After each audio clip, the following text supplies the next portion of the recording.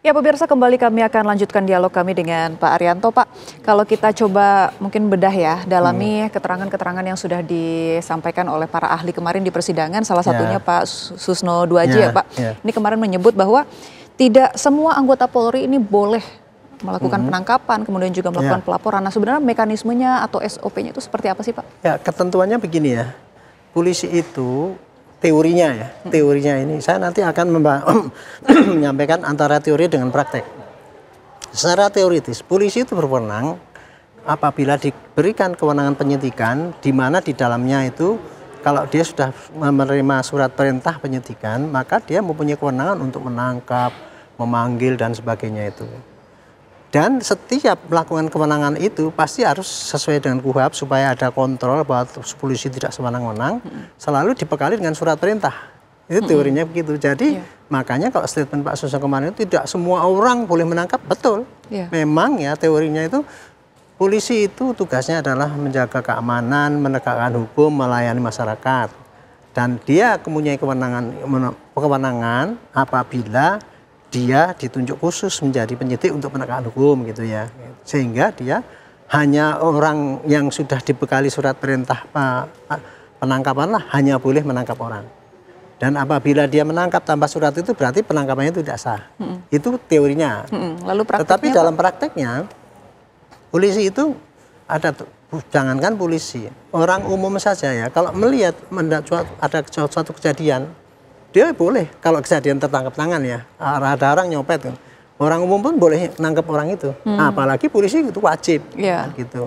Nah disinilah letaknya kurang lebih kemarin peristiwa itu gitu. Yang terjadi kurang lebih gini kan, terjadi kecelakaan lalu lintas.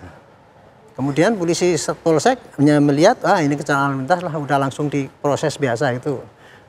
Terus korbannya dikirimkan ke Pak Rudiana. Pak Rudiana juga menerima gitu aja, dan kemudian karena dia diduga itu ada kecelakaan lalu lintas, maka langsung dimandikan, dikubur kan itu kan. Tapi ternyata setelah dia membandingkan antara kondisi luka dan kemudian kondisi motor, wah ini bukan suatu bukan suatu kecelakaan lalu lintas. Ini pasti matinya pasti dibunuh. Makanya dia otomatis ingin menyelidiki dong. Apalagi itu anaknya kan gitu. Nah, disitulah dia mengadakan namanya penyelidikan, nyari-nyari informasi. Kebetulan dia dapat dari si Asep. Itu dapat diceritain lah Pak, ini kira-kira gerombolan ini gitu. Nah disitulah kemudian si Rudiana ini yang saya dengar ini ya, dan pengakuan dia juga gitu, dengan anak buahnya mengambil yang orang itu yang ditunjuk oleh si Asep itu.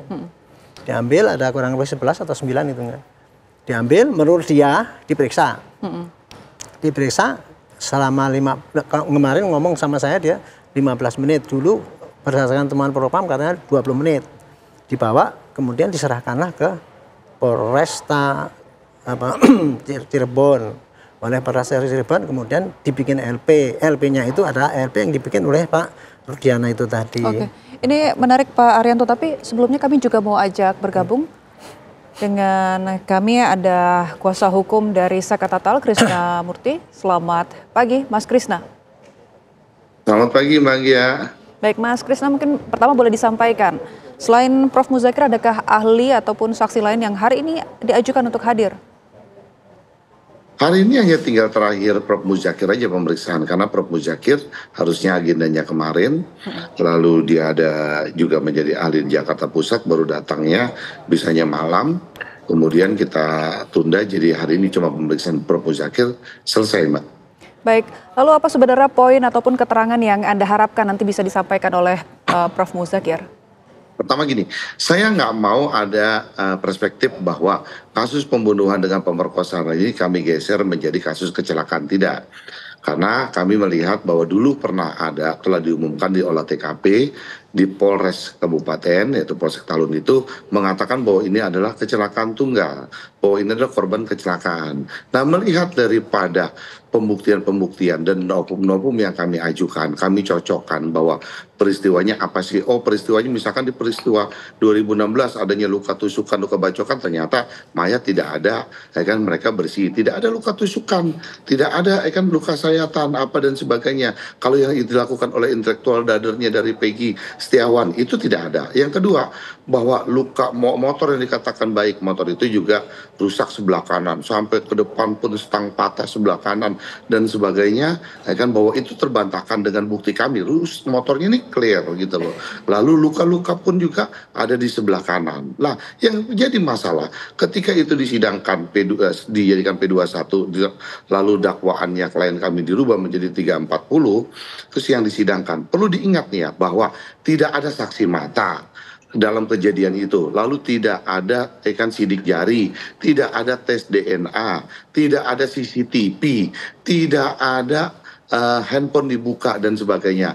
Lalu dua alat bukti apa sih yang meyakinkan bahwa peristiwa pemerkosaan dengan pembunuhan ini ada? Gitu. Berdasarkan hanya keterangan-keterangan loh. Ya kan, bahwa putusan terjadi pembunuhan berencana peristiwa 340-nya ini yang sampai saat ini mereka diponis 7 telah diponis menjadi hukuman seumur hidup dan satu adalah anak Sakatata dihukum 8 tahun dengan ponis 8 tahun. Bahwa kasus ini tidak ada dua alat bukti berdasarkan hanya keterangan saja.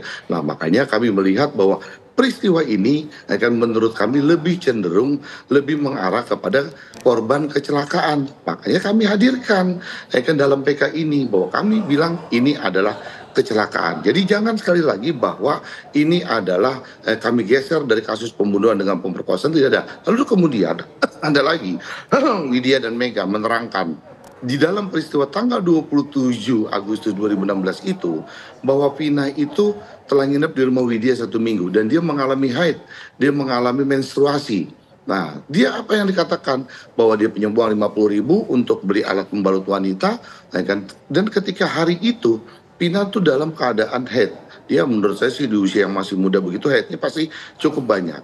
Nah, peristiwa lagi Widya bilang dia tuh mendapatkan telepon 2205 dari Vina. 2205 itu Vina mengatakan bahwa dia lagi keadaan happy, bahkan mengajak Widya keluar untuk sama-sama jalan sama dia. Nah, jam berapa peristiwanya? Kemudian 1 jam kemudian baru dia mendapatkan telepon telepon dari seorang laki-laki yang mengatakan adanya kecelakaan dan dia langsung di rumah sakit. Tapi peristiwa di dalam putusan 2016 jam 21 tuh sudah terjadi, jam 21.00 sekian tuh udah terjadi peristiwa itu, bayangkan. Jadi kami lebih cenderung bahwa bukti kami ini lebih mengarah ke sana karena tidak ada dua alat bukti yang dapat diperlihatkan walaupun pra peradilan tidak masuk ke dalam substansi material, tapi kami dengar dari Mukhtar kemarin sebagai pengacaranya Peggy bahwa tidak ada bukti-bukti yang terjadi pemerkosaan dengan pembunuhan itu loh, Mbak. Baik, tapi Mas Krisna yang ingin kami tanyakan, lalu apa yang membuat